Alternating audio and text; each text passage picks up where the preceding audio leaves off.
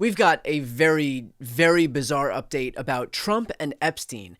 So Speaker of the House Mike Johnson was asked about Trump's insistence that the Epstein scandal is a hoax, and this is how he defended the president. He's not saying that what Epstein did is a hoax. It's a terrible, unspeakable evil. He believes that himself. When he first heard the rumor, he kicked him out of Mar-a-Lago. He was an FBI informant to try to take this stuff down. The president knows and has great sympathy for the women who have suffered these unspeakable harms. It's detestable to him. He and I have spoken about this as recently as 24 hours ago. Did you catch that one line where Mike Johnson seems to claim that Donald Trump was an FBI informant about Epstein? He kicked him out of Mar-a-Lago. He was an FBI informant to try to take this stuff down. So that we're clear, Mike Johnson is now spewing straight-up QAnon talking points. The excuse that the Q crowd uses is that Trump didn't spend so much time with Epstein because he was his friend. He was merely there because he was so righteous, so virtuous, that he was taking him down. See how convenient that is? So when you see videos like this, just remember it was all part of the plan.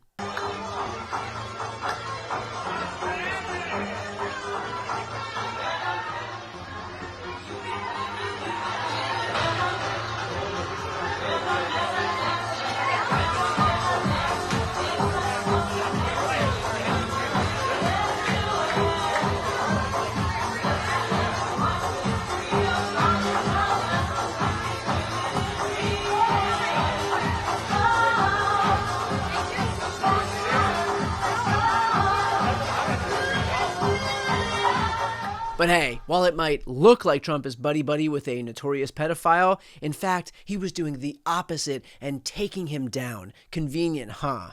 Of course, that doesn't explain any of Trump's bizarre behavior as it relates to Epstein, like this. Would you declassify the 9/11 files? Yeah. Would you declassify JFK files? Yeah. I did a lot of it. Would you declassify the Epstein files? Yeah, I would. All right. I guess I would. I think that less so because, you don't know. You don't want to affect people's lives if it's phony stuff in there because there's a lot of phony stuff with that whole world. Or meltdowns like these. Are you still talking about Jeffrey Epstein? This guy's been talked about for years.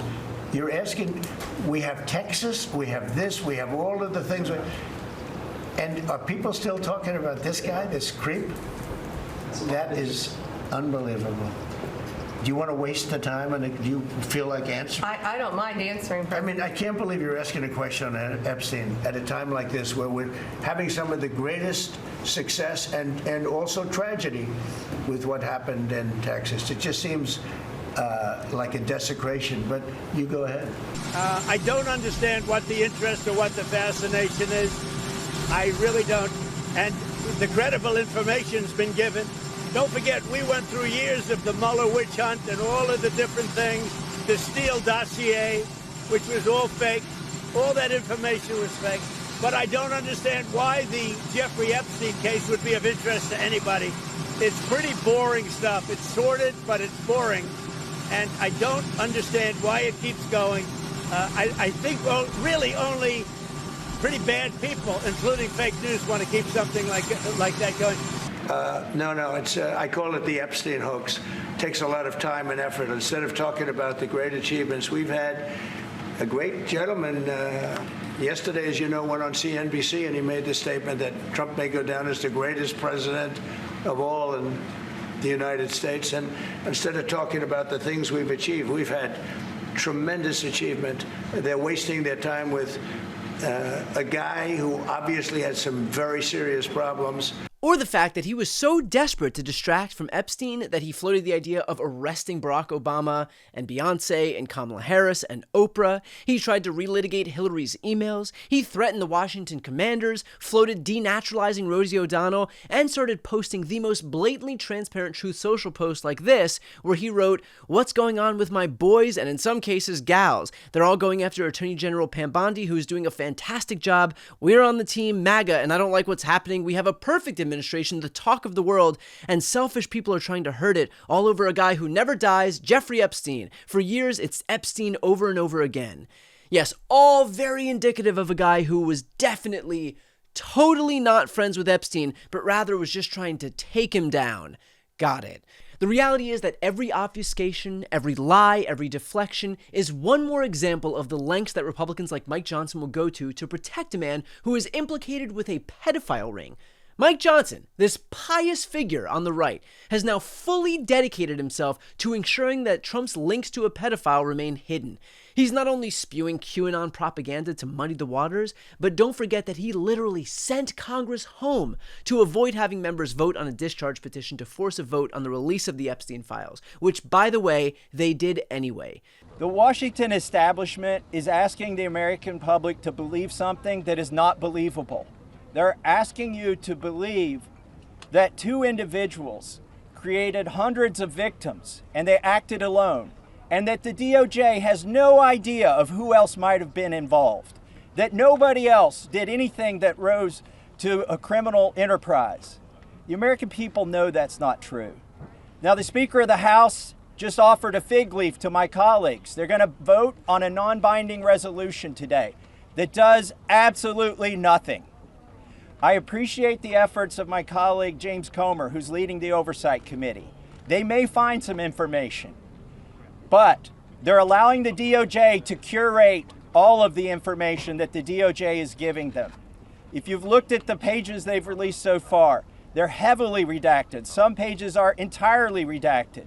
And 97% of this is already in the public domain. So I'm calling on my colleagues. Be one of the next two who sponsors this discharge petition. I think it's shameful that this has been called a hoax. Hopefully today we can clear that up. This is not a hoax. This is real. There are real survivors. There are real victims to this criminal enterprise. And the perpetrators are being protected because they're rich and powerful and political donors to the establishment here in Washington, D.C. So today we're standing with these survivors and we're giving them a voice, and I want to close by thanking them.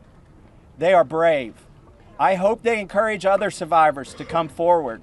So while these people love to beat their chests as the party of family values and fillet themselves over how godly they are, their actions matter a hell of a lot more than their words. And their actions betray a sick obsession with deferring not to the victims, but to the perpetrators.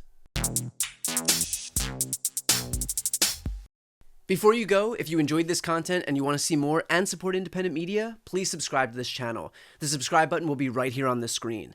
But second, the reality is that we are now in a political environment where this administration can lean on any of the social media platforms to suppress certain voices if they don't like critical coverage. That means my longevity here is in the hands of a few tech billionaires who are already making it clear that they are willing to cater to this administration.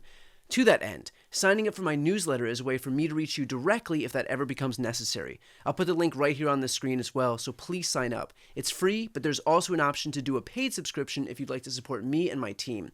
I really appreciate it. Thanks so much for watching.